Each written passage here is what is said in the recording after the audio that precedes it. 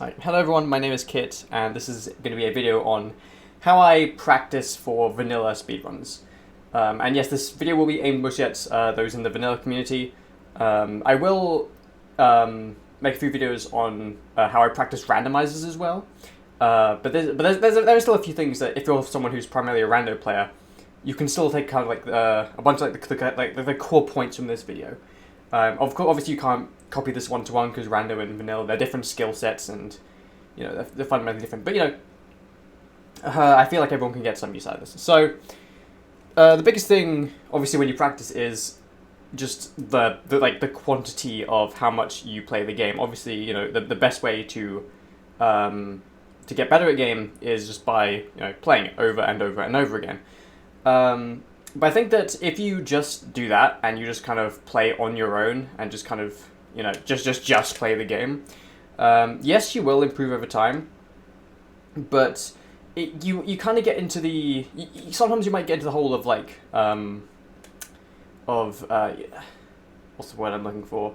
Just kind of going through the motions, right? And you don't really want to do that because you're not going to be maximizing your efficiency when with your practice, and also sometimes you might actually know kind of why you're losing time to other players. So, you know, you can seemingly play perfect, but then, you know, world record will save like half a minute of you and you'll be like, oh, why is that? So this is kind of how I practice vanilla most of the time. Sometimes I won't do this, sometimes I will just play the game. I'll make a vanilla video on kind of those other points and when I just, you know, can't be bothered to do this. But, you know, on the days that I'm really serious about my practice,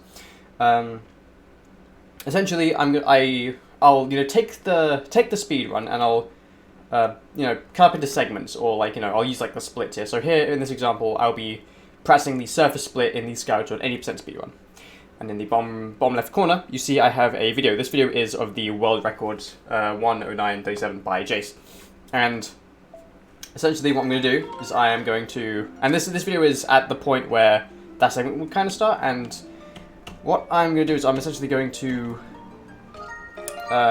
race against the world record. I started a bit early, but I'll wait a little bit. Yeah, close enough. It doesn't have to be exact, but, you know.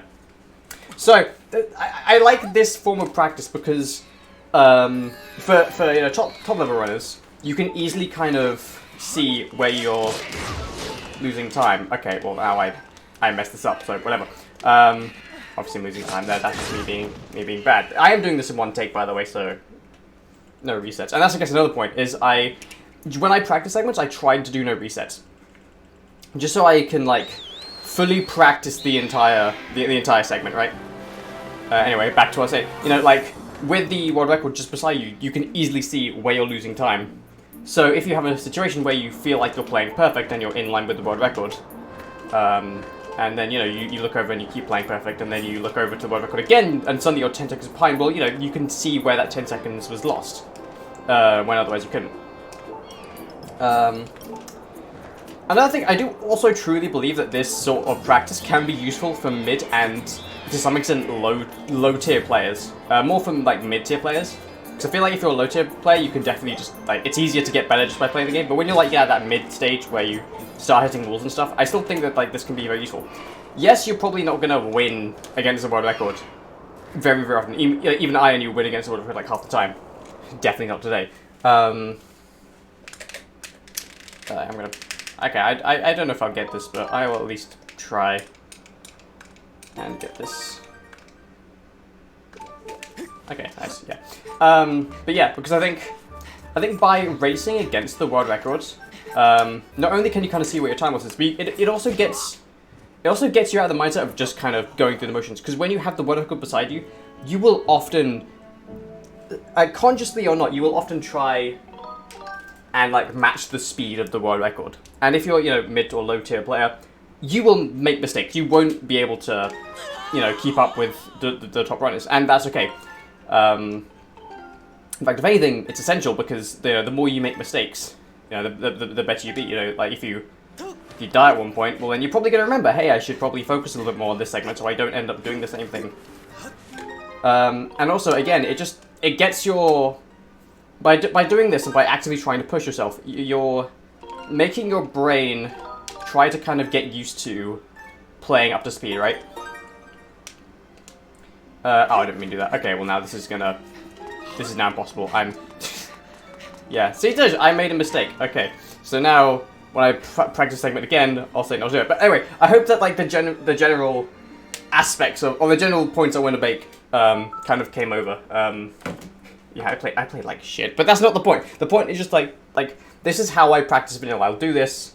I'll play a race against the world record. I'll often try and also kind of do segments in pairs. I won't just do a segment once. I'll typically do it twice, just to drill certain segments. Because if I'm doing like the same segment multiple times, then that will often make muscle memory form more strongly than if I just did it once, right?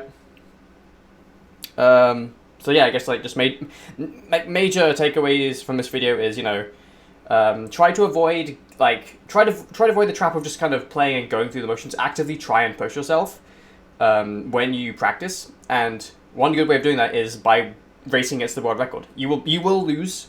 You won't even probably lose. You will lose because, you know, it is the best around the world after all. But you know, like often failure is like kind of essential for success. There's some like nuggets of life wisdom right at you there.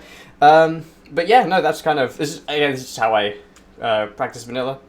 So yeah, and you know, just as always, remember, at the end of the day, what you put in is what you get out. So it's like, you know, if you put in poor quality and quantity of practice, like if those levels are in your practice are poor, you will get poor results. But if you're really focusing each time you practice, and you're dedicating time to it, and you're like really trying to, you know, increase the quality by pushing yourself, then eventually, at least, you will become one of the best players in the world. There is no outcome that is like physically possible. If you are maximizing your quality and quantity of your practice, you will become good at something, right? It's physically impossible not to. If you're not at that point, then one of those two factors is wrong. But anyway, again, I hope this video helped. And again, I will be making more of like these kind of explanation videos on how I practice. This is just the first one on how I practice vanilla. I'll be making a few, especially more randomizer based. And yeah, thank you for watching.